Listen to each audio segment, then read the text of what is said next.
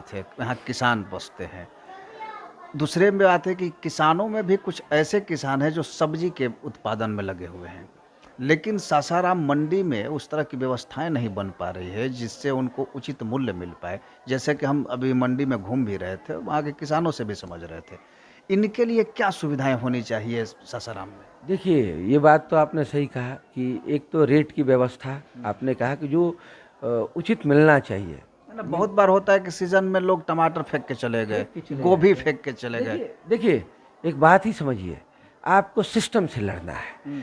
System ऐसा बना दिया गया है, इतने बिचौलिए हो गए हैं कि आपको सारी चीज़ों को दरकिनार करते चले जा रहे हैं। हम कह रहे हैं कि जो पिछले के नेता रहे हैं, वो अपने अपने अनुसार, अपने सिस्टम के अनुसार सारा कुछ बनाते चले गए हैं।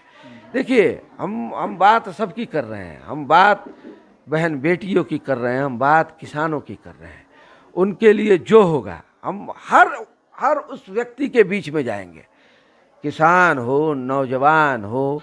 आप देखिए, विद्यार्थियों को पीटा जा रहा है उनके हक अधिकार के लिए। बहन बेटियों के साथ क्या किया जा रहा है। किसान सड़कों पे आ रहे हैं तो उनको आतंकवादी घोषित किया जा रहा है। आप समझ रहे हैं, उनको दलाल बोला जा रहा है। तो ये बहुत सारी समस्याएं हैं।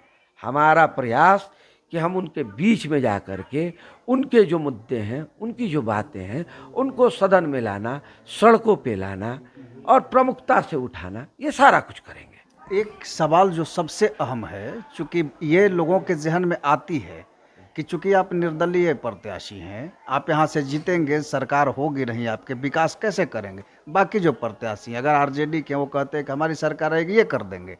जो बीजेपी वाले एनडीए समर्थित हैं, उनका कहना है कि हमारी सरकार बनेगी तो हम ये चीज़ें करेंगे।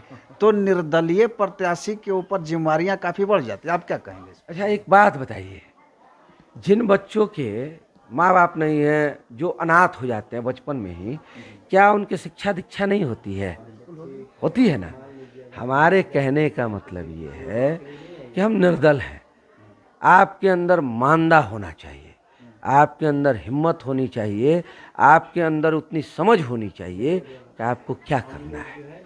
बात समझिए, अगर आपके अंदर हिम्मत ना हो, मानना ना हो और समझ ना हो, तो आप पार्टी में रहें या निर्दल रहें, आप कुछ नहीं कर सकते हैं। एक बात समझिए, बहुत से जगहों पे, जैसे उपेंद्र कुशवाहा एग्जाम्पल के तौर पे हम ले रहे हैं। उपेंद्र कुशवाहा कहते हैं कि हमारी पत्नी इस बार मंत्री बनेंगी तो शहर का विकास बहुत तेजी से होगा। अरे भैया, जब आप मंत्री थे तो आप बताइए कि आपने अपने संसदीय क्षेत्र में कितना विकास